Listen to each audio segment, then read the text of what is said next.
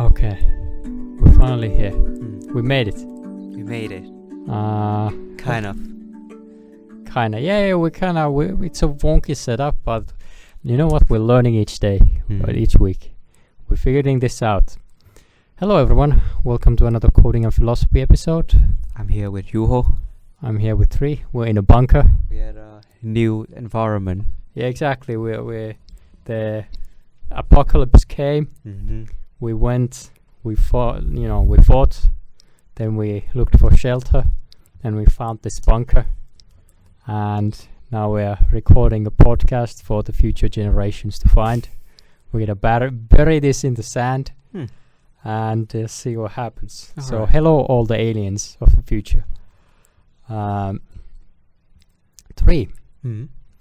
I've been reading a book. You have always been reading a book. Yeah. It's a book that you borrowed. You asked, hey, can I borrow this? I said, yeah, go ahead. Then you returned it back saying, I don't have time to read. I don't have time to read. I don't really have time to read that book. So I read it. Yeah, I read it. So now I want to tell you about it. It's called Don't Make Me Think. And it's really Web usability. It's a book about web usability. yeah, but you can kind of draw about usability in general, you know, because it was written in the 90s, I think, and the things which the guy, even though internet has changed drastically, but it's still valuable, and you can still pull a lot of stuff out of it. So that makes me, anything that stands the test of time is, it's good. So it's called Don't Make Me Think, which is the golden rule for usability. So if you have something that is very well designed, then the user never has to think about what they're doing. Everything just flows. Everything just they never are interrupted from their let's call it. Everything just goes smoothly. You don't have that voice inside of you who pops up and says, what is this? What am I doing? Where do I find this? So the less, let's say, internal chatter that you have, the better designed it is. And this goes for... Oh, it also depends on the user as well. Yeah. But actually, about that, it mentions the myth of the average user. Because when we're designing anything, or we all design something. So when you're designing anything, you think, how can I make this or you have some sort of an average user in your mind, but that doesn't exist because there's, let's say, different types of people. Let's say like there's 4 personalities according to the, what do you call it? The sanguine theory. The sanguine theory. Sanguine is a personality type. So Okay. you are using a subset to refer to a whole. Yeah, that's what I do. So basically, there's 4 or like multiple different users of a store. What are you website. trying to pull off with the average user mindset? I'm saying that it doesn't exist. It's a made-up concept. And when you are designing a website, you have to, let's say, or like keep this in mind whenever you're doing designing, is that the people who will use what you design aren't thinking like you are That's thinking. true. And they Not necessarily think like you. Yeah, so you have to, and that actually made me think, going on another topic. So we have our common friend Andrew, who's been on the podcast. He built a website, a CV for himself when he's starting like to sell his doing freelance work, right? And I remember being really impressed with it, the website, and you were as well, I'm sure. But then the thing is, it's only impressive to us because we know what it takes to build something like that. But if you're talking about the clients, Yeah. they don't really, they aren't impressed by the website, or because and you already, you don't know what you don't know, or you're not impressed by something you don't understand in a way. Mm-hmm. So Well, maybe his client is something people like us. yeah, that's the thing. As I said, it depends on the user as well. So if he shift his mind, shift the audience who uses website is other developers which he sell out his service to, and the developer are impressed by it, that does a job. That's true. And how it relates to designing is that when you're designing a website, you're really, as we all do, we design it for ourselves. We ask, does this make sense to me? And that's why testing is such an important part, because when you're doing any kind of testing or basically giving it to someone else to use, you're really understanding how other people view the thing, the product, whatever you're doing. For sure. You gotta see from other perspectives. Yeah. But on the other hand, I would like to present the command line interface. It has bare minimum design, but wow, people can just be creative with it. The design is minimal. It's just text-based, right? And it's an interface, but people can make their own world out of it. Yeah, it's the bare essential, but I wouldn't say it's intuitive. But it's a tool, yeah. It's That's a tool the thing. rather than like an application. Well, it is an application. It was built by someone, and some rules were made for it. Someone made those rules, but that's the thing. It's not. I wouldn't say it's intuitive Until you know how to work with it, then it becomes intuitive. So that's the- referred back to my thing. It depends on the user. But that depends on what you're building, because Right. if you're building a website, you want it to be. It depends on the website. If it's a SaaS for a sophisticated, for a specific use, then it's likely that the user is willing to trade off their time and effort to learn how to use it and not be intuitive, but then they will gain a lot of benefits from knowing how to learn the software. Yeah. So users will wait for value if they think that it's valuable. Yeah. But it depends entirely what you're building, and you can make, nothing is set in stone. So if you're building a website where the users, or you assume that the users will skim through, well, that's how we usually use the web, is that we don't peruse through it, we don't look through it thoroughly. We skim it the same way we do with newspapers. We quickly search for the information we Exactly. like to see. But when you're designing a website, you're really spending a lot of time on each check section, and you think that that's the way that other people are also gonna look at it. Or for example, a common misconception that the book tells that designers have is that designers think that people will go to a website and open up a page, look through all the possible options, and then make their decision. That's not how we operate. The way we operate is Satisfies. you see the first thing that could lead to where you want to, and then you click it. Which means satisfied and sufficient. Yeah. Because there's not or that the much. search function. Yeah. If you have the things you want to look in mind, the search function. But I've never used the search function in any page. How come? I'm not that type of a user. Control F, and then you search for the keyword, and you immediately redirect to that one. Oh, that's what you mean. Yeah, well, Yeah. I've done that. But if there's the search bar. But also, the way we do that is because we work with computers a lot. We know that shortcut.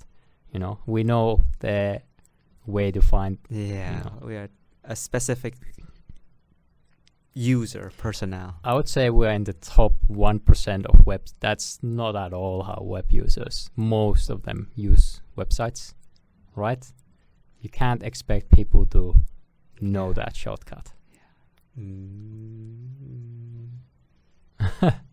Yeah, it would be nice if I can observe how a quote-unquote typical average web user go through. It must be painful. It's like, why you do this? But that's the thing. There is no average. There is my grandma. There's my grandfather. And he by no means he's average, because he himself make a character on his own, so it's not an average. Yeah, that's the thing. There is no average. It's just different. You have to think about the well, there is an average. Maybe the average comes after.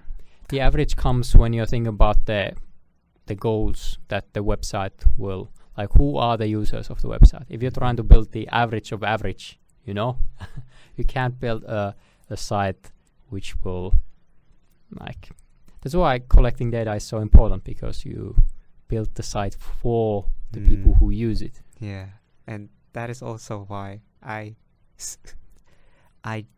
disagree to send any data or use it anonymously. Man, so that I can steal the data. Ha! I'm completely opposite on this. I want everyone's data to be available, and because the thing is. But then the more we agree, the more they will track, and next thing we know, they will give us. It will be so easy that we don't have to think that we end up being a puppet. But that's an puppet extreme. of whose? That's an extreme. Yes, but let's media, marketeers. But that's the thing. Government. If it's open, if the data is open for everyone to use, that's called open source. Yeah, that's what I want. Is that we collect all data everywhere and we publish it for everyone and everywhere, so that there is no this. That's why my problem with data collection is that it's actually, like, what kind of data would you like to collect? Yeah, everything. What the no, man. I don't want my IP address associated with my phone number.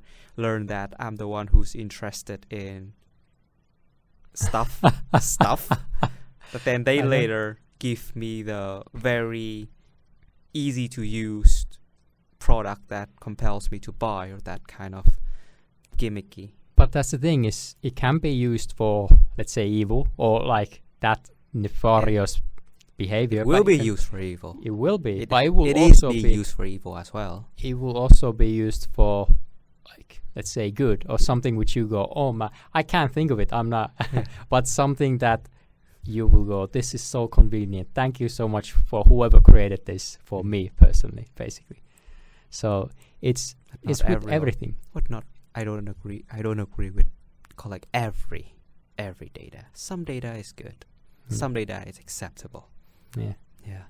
I am aware of many of open source data from satellite image, for example. It will be available for everyone to get access to, and with the right mind and the right know-how, he or she can transform those free resources into something valuable and helpful to humanity. But then there is some kind of like personal identifiable information being sold everywhere, knowing how to use the internet, what are you interested in, what is your personnel, and then the marketeers know what's up with you. And then next thing you know, you are given the information that it's reinforce and support your confirmation bias around the world, and you become more and more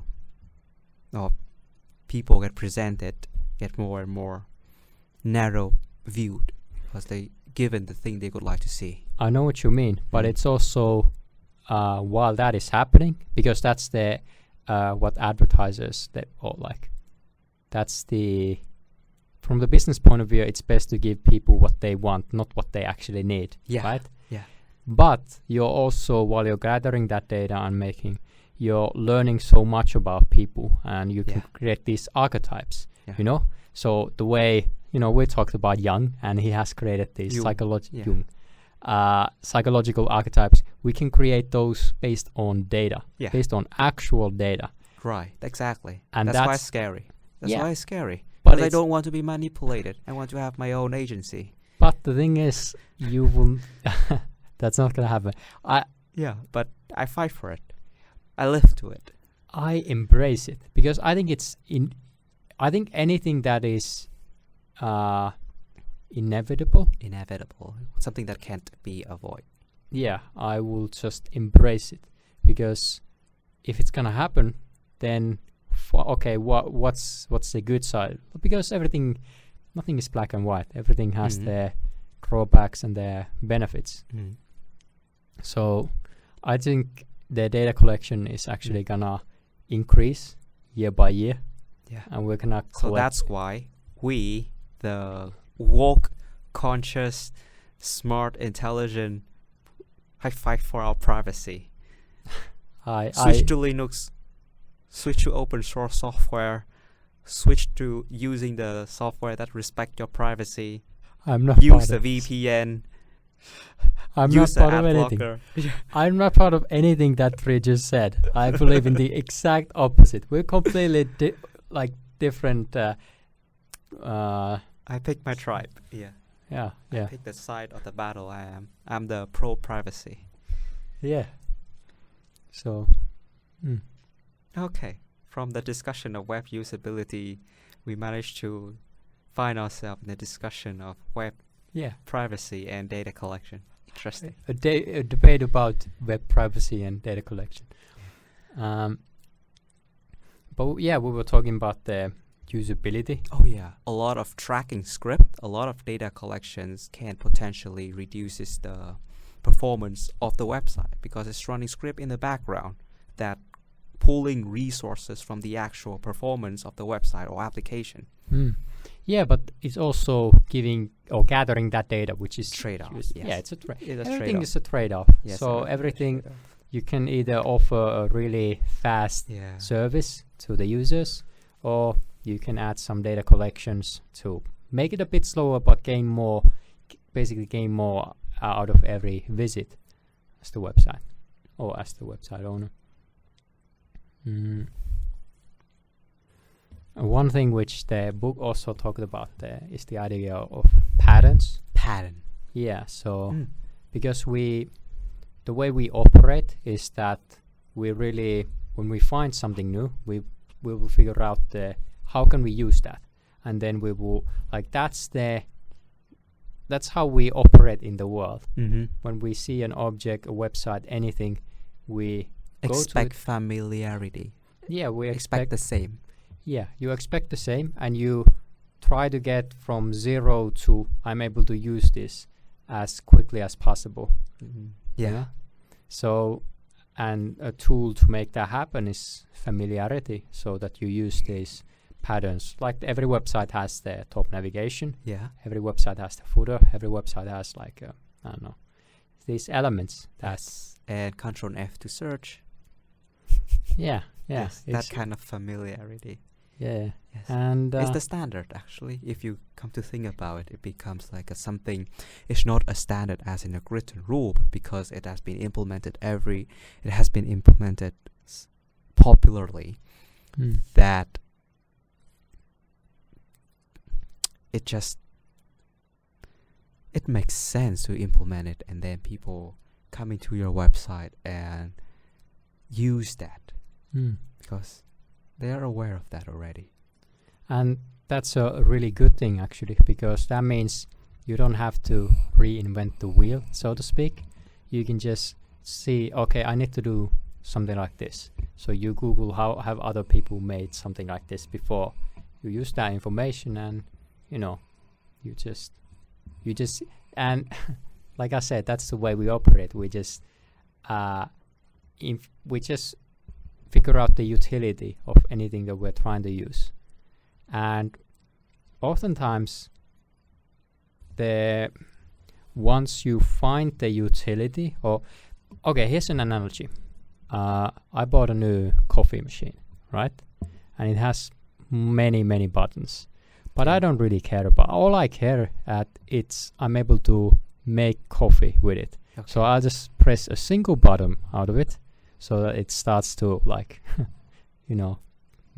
start the coffee making process, and everything else is just unnecessary. Okay. So the same way, if you have a website and people come to it for a single purpose, even though it has people have made other different, or spend all this energy and spend all this time to build some fluff to it, or some other features. Yeah, or some other features, like my coffee machine has, I don't even know. All the features. But then again, you are different.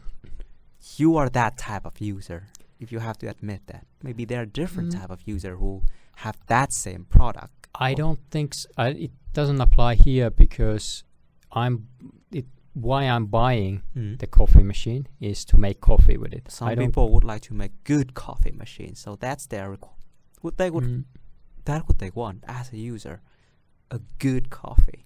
So not just coffee. Well, yeah, I suppose so. But I just don't care. Yeah, I understand.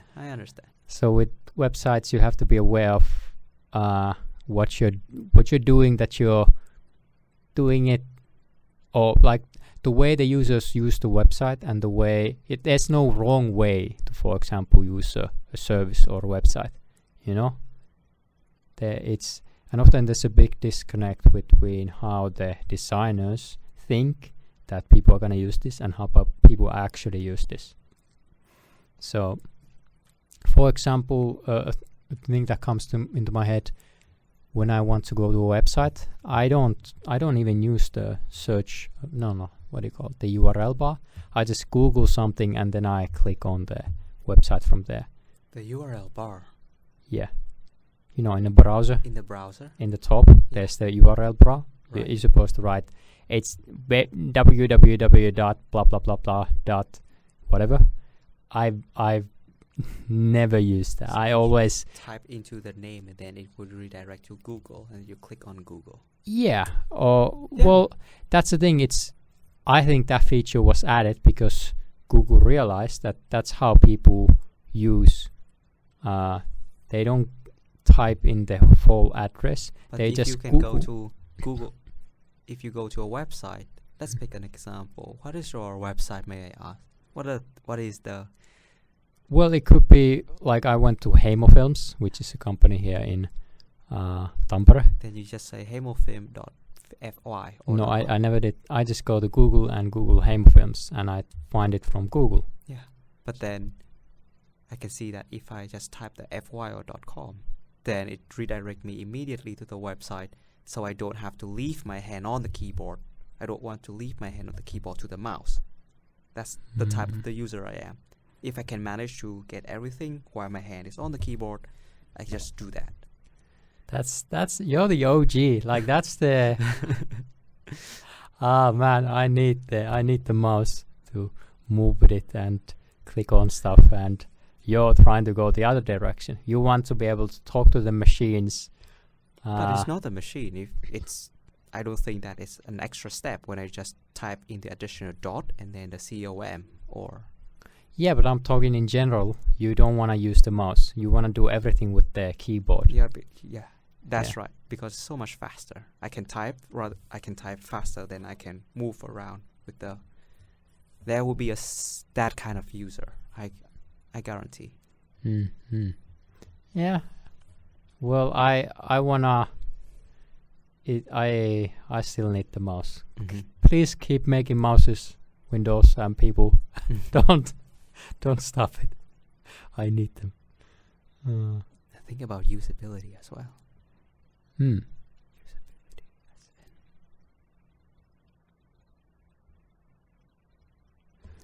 So I think an important point that comes into my mind about usability is, we use the web the same way we used to read newspapers. So when you go to it depending on the web. Are you talking about landing page? Are you talking about informational page? Well, we talked about the elements of a website. So the way when you open up a newspaper, there's the headlines, right? They're like bold headline texts, I find it bad. I rarely need the newspaper, so I assume yes. But you know what I'm talking about. You have in your life opened up a newspaper once in your life. Yes, I have. And what I do is I look at the pictures and I read the headlines. I rarely start reading the small print. So that's the way we operate when we open our website as well. A landing page, if you will. Or landing or any page, basically. Do you go to Facebook for that? Yeah, Facebook is an informational page. Maybe SaaS, web application, I'm referring to that. Sometimes it's not a newspaper kind of thing. It's a tool. We go to that for a specific purpose. So I would just want to kind of like draw out that different in use case. That's true. It's not. I'm talking specifically a traditional web page. I'm not talking about because the way we would, for example, use YouTube or Instagram, although we still have the primordial instincts that cause us to. That's a redundant. Primordial is instinct. Well, anyways, I understand what you mean. So when we open up a website, and then we basically scan it quickly. Like, okay, where are there? We look at the headlines, we look at the photos. We're looking for a pattern. Yeah, or you look for whatever you're trying to look for. You look for the meaningful information there, right? And then honestly, I rarely read the small print. If it's not a headline, I'm not gonna read it on a website. On a landing page, on an article. Yeah. Well, I guess it depends on like. And then is the user arrive at that page to get something out of it? Like, I imagine a landing page for a product for a SaaS company, so it's not a web app, but the landing page should represent the product. Yes, it needs to be crisp. It needs to be to the point. And that is when the looks like a newspaper or magazine comes into effect. Oh, it's when you're thinking as a designer, it's when you think about how people use websites or these traditional websites, which I'm talking about, we use them the same way we use the newspapers. So if you ever are stuck in, I don't know how people will use this, you just figure, you open a newspaper and see how you read it. That gives you a lot of insight. But if you're a designer for web applications, deliver the application to a user and let them use it. Let people test it. Yes. Because when like the longer you basically design it and build something without giving it to people, the more your the further you are away from the real users. You know what I mean? But I think that's being addressed nowadays with the. But hey, I'm not a designer, so I cannot speak for themselves. We are in no position to suggest what to do. Well, I'm a bit of a designer. I have done website design and built them. That's why it's really interesting to me. The website design is different from web application. To a certain extent. And actually, when you're talking about website design, one of the most when you're talking about the home page, it's kind of like, I would say it's the most important part of the whole website, because true. It will have all the necessary basically links to the most important articles and the most important whatever, So when I go to a website trying to look for something, then the homepage should have, it should be like, here's an analogy.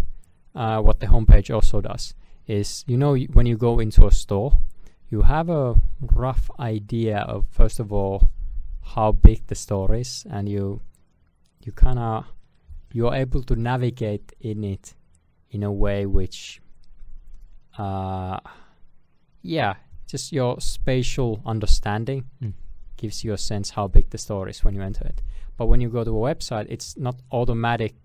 You don't have that automatic feeling. The website could be huge or tiny, but the homepage gives it like structure. It gives you the spatial awareness of the website, because it should contain all the links to every page that the website has, right? Yeah. Yeah. Is that the navigation bar? Yeah. The homepage has the navigation bar usually. I thought every page has a navigation bar.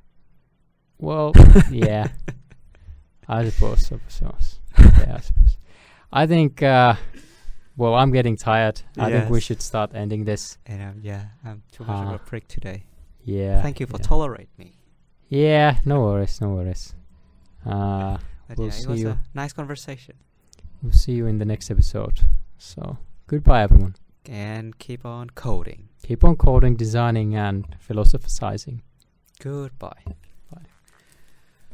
Bye.